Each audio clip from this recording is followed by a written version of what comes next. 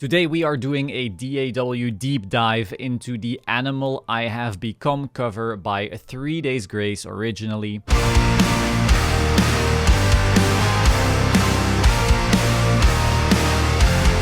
Now let's dive into this song. You know that in the intro you first start with just bass and then the guitar kicks in.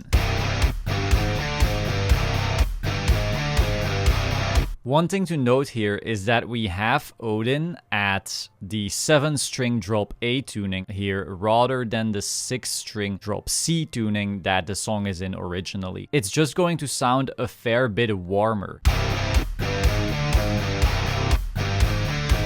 If you were to set this, for example, to 6-string drop C, it'll be a bit brighter. And given that the guitar tone we're using is already a fair bit more modern, though the final cover is using a different one than this project, that's just a little too much brightness for this mix. If you check out the original, it is of course played on that 6-string drop C, and you have a shorter scale length, but the tone is also far more muffled and old school. So if you have this very dark guitar tone, of course you can get away with a much brighter timbre coming from your strings. But if we're using a very modern bright tone, having these super bright strings on top is just a bit too much. And so when you listen to this, it just sounds slightly less good in my opinion than the 7-string version. Now you could also turn that into an 8-string right here. You would be playing the chords really far up on the neck here.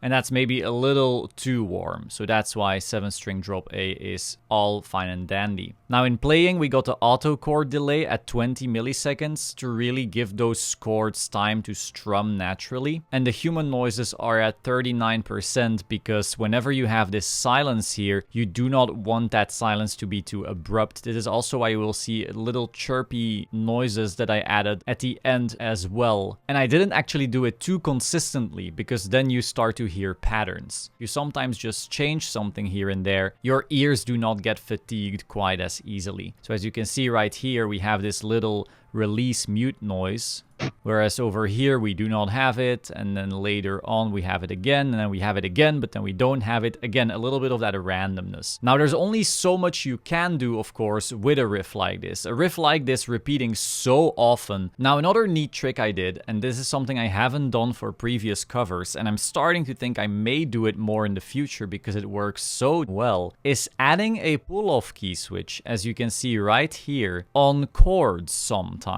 Now this makes no sense because a chord is rarely ever being pulled off, especially when you're doing, you know, a big chord being played like here, or even during strumming. Like, who the hell is pulling off their chords? However, what this does is it nukes the attack, because obviously there's no pick involved here. And so you get quite a different effect when you have a chord just playing alternative picking compared to when you have it playing first a down pick and then a pull off. It's almost mimicking the sound of a string being played with a pick, and then as the string is still ringing, the pick re-hitting it, just like with strumming. Check this out. So here we have the two notes one after another, just strumming regularly, and then here we have the pull off.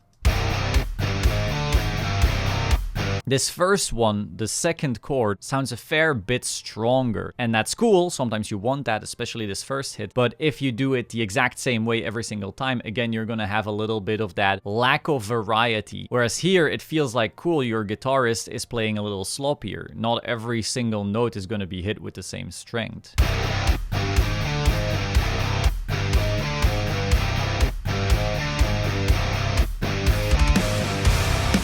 Now later on, I do the same thing again. So here you can see we have two strong chords, a strong chord, then a pull-off one, strong chord, strong chord, pull-off. So that inconsistency once again is kind of selling the effect way better. And then once again you can see that I added some release mute chirps here at the end, but not everywhere. We do not want anything to feel the same because again, this riff is already very the same throughout the whole song. This whole song is honestly carried by the vocals. As I scroll across this MIDI, you can once again see just me doing that exact same trick, but again, not everywhere. You do not want to train your listener to hear the exact same thing. Now then we're gonna get into the chorus. So we're gonna have the transition here and then right into the chorus.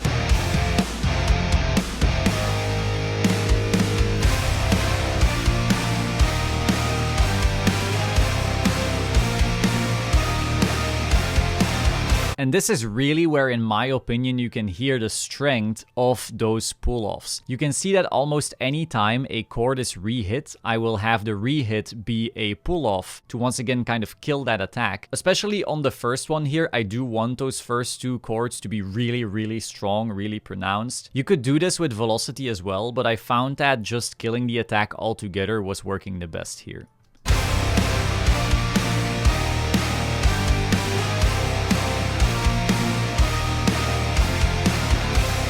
And note that whenever the chords change, of course, I do not want the pull-off sound then either. It's really only on the repeats. And I feel like this sounds a fair bit more natural.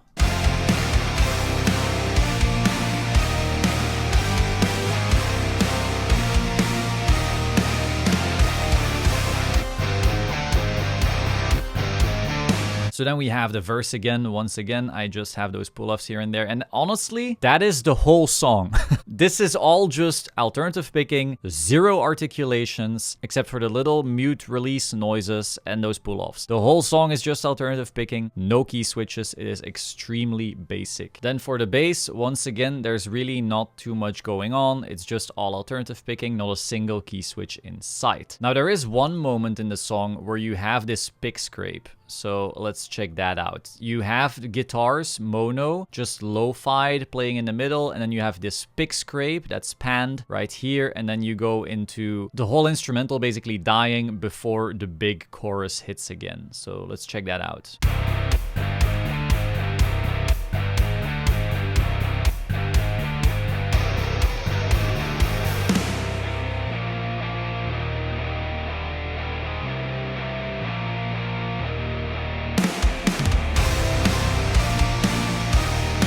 So that pick scrape right here can be triggered with a key switch.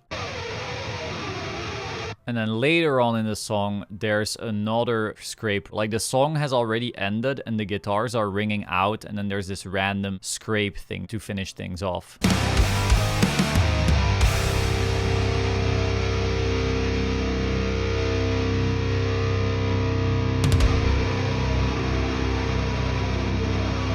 Finally, for the guitars here, whenever the chords hit hard the first time, we once again have like this massive chord stack, just making things bigger.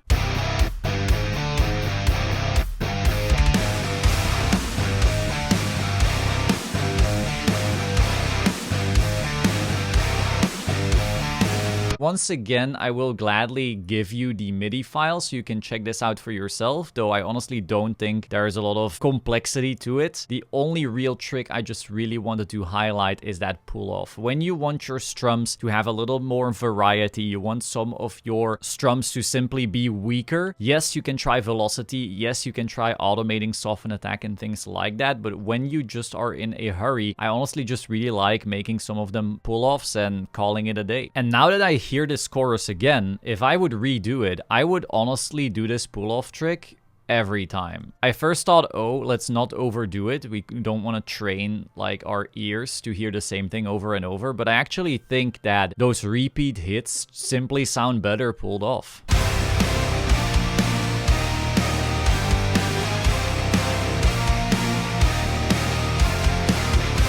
So that's Animal I Have Become. If you have any questions, feel free to put them in the comments down below. And if there's any other cover/DAW deep dive you want to see, let me know and I will try to make it happen. Happy producing.